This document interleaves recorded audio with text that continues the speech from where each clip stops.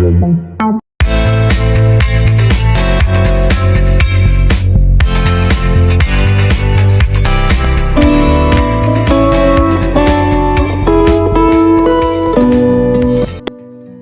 school very late that morning and was in great dread of a scolding, especially because M. Hamel had said that he would question us on participles.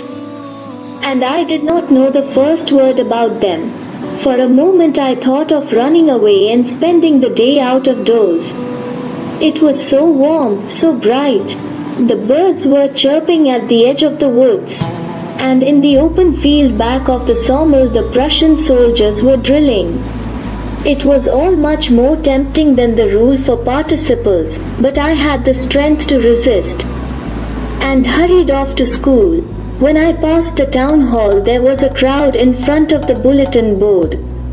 For the last 2 years all our bad news had come from there, the lost battles, the draft, the orders of the commanding officer, and I thought to myself, without stopping, what can be the matter now? Then, as I hurried by as fast as I could go, then blacksmith, Water, who was there with his apprentice, reading the bulletin, called after me, "Don't go so fast, bub, you'll get to your school in plenty of time." I thought he was making fun of me, and reached M. Hamel's little garden all out of breath. Usually, when school began, there was a great bustle, which could be heard out in the street, the opening and closing of desks, lessons repeated in unison, very loud, with our hands over our ears to understand better, and the teacher's great ruler rapping on the table. But now it was all so still. I had counted on the commotion to get to my desk without being seen. But, of course, that day everything had to be as quiet as Sunday morning. Through the window I saw my classmate, already in their places, and M. Hamel walking up and down with his terrible iron ruler under his arm. I had to open the door and go in before everybody. You can imagine how I blushed and how frightened I was. But nothing happened. M. Hamel saw me and said very kindly, "Go to your place quickly, little Franz. We were beginning without you." I jumped over the bench and sat down at my desk. Not till then, when I had got a little over my fright, did I see that our teacher had on his beautiful green coat, his frilled shirt, and the little black silk cap, all embroidered, that he never wore except on inspection and prize days. Besides, the whole school seemed so strange and solemn. But the thing that surprised me most was to see, on the back benches that were always empty, the village people sitting quietly like ourselves. Old Hauser, with his three-cornered hat, the former mayor, the former postmaster, and several others besides. Everybody looked sad, and Hauser had brought an old primer, thumbed at the edges, and he held it open on his knees with his great spectacles lying across the pages. While I was wondering about it all, M. Hamel mounted his chair and, in the same grave and gentle tone which he had used to me, said, "My children, this is the last lesson I shall give you. The order has come from Berlin to teach only German in the schools of Alsace and Lorraine. The new master comes tomorrow. This is your last French lesson. I want you to be very attentive." What a thunderclap these words were to me. Oh, the wretches, that was what they had put up at the town hall. My last French lesson. Why, I hardly knew how to write. I should never learn any more. I must stop there, then. Oh, how sorry I was for not learning my lessons, for seeking birds' eggs, or going sliding on the Saar. My books, that had seemed such a nuisance a while ago, so heavy to carry, my grammar, and my history of the saints, were old friends now that I couldn't give up. And M. Hamel, too.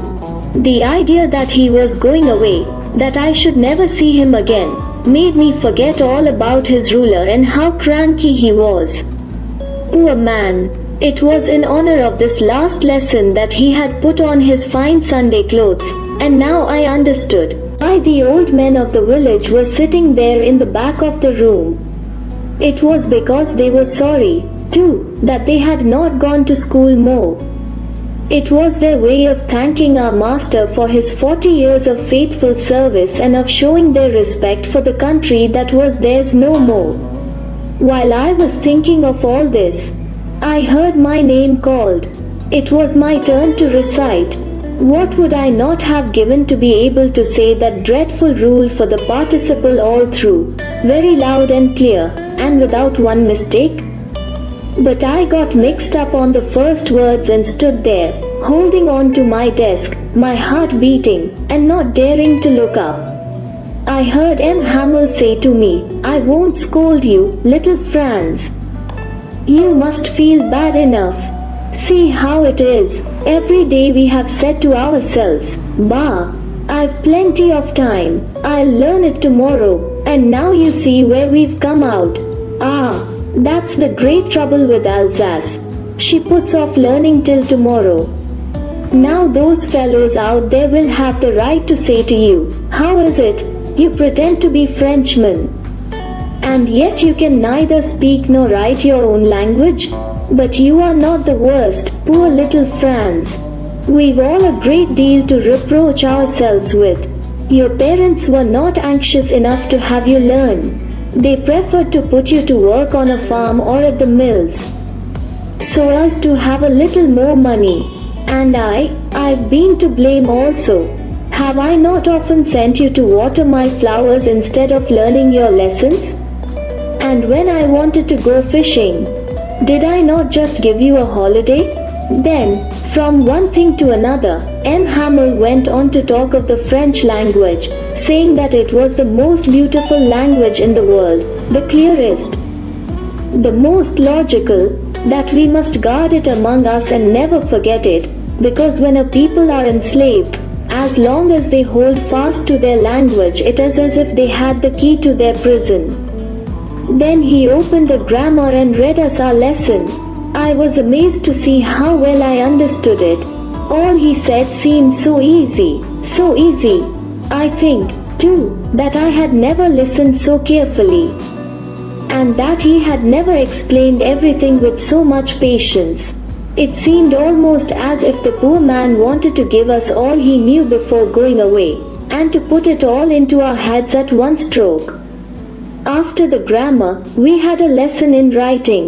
That day M. Hamel had new copies for us, written in a beautiful round hand, France, Alsace, France, Alsace. They looked like little flags floating everywhere in the schoolroom, hung from the rod at the top of our desks. You ought to have seen how everyone set to work, and how quiet it was. The only sound was the scratching of the pens over the paper. Once some beetles flew in, but nobody paid any attention to them, not even the littlest ones, who worked right on tracing their fish hooks, as if that was French, too. On the roof the pigeons cooed very low, and I thought to myself, will they make them sing in German? Even the pigeons? Whenever I looked up from my writing, I saw M. Hamel sitting motionless in his chair and gazing first at one thing, then at another, as if he wanted to fix in his mind just how everything looked in that little schoolroom. Fancy, for 40 years he had been there in the same place, with his garden outside the window and his class in front of him just like that.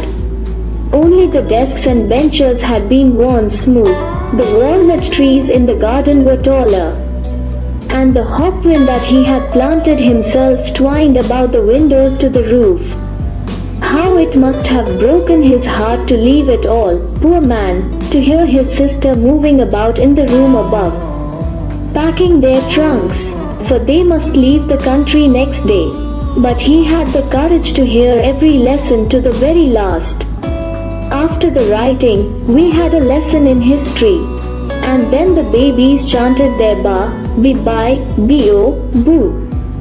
Down there at the back of the room old Hauser had put on his spectacles and, holding his primer in both hands, spelled the letters with them. You could see that he, too, was crying. His voice trembled with emotion, and it was so funny to hear him that we all wanted to laugh and cry. Ah, how well I remember it, that last lesson. All at once the church clock struck 12. Then the Angelus. At the same moment the trumpets of the Prussians, returning from drill, sounded under our windows.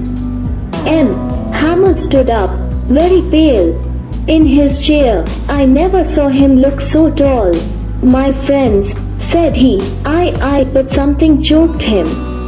He could not go on. Then he turned to the blackboard, took a piece of chalk and, bearing on with all his might, he wrote as large as he could Vive la France.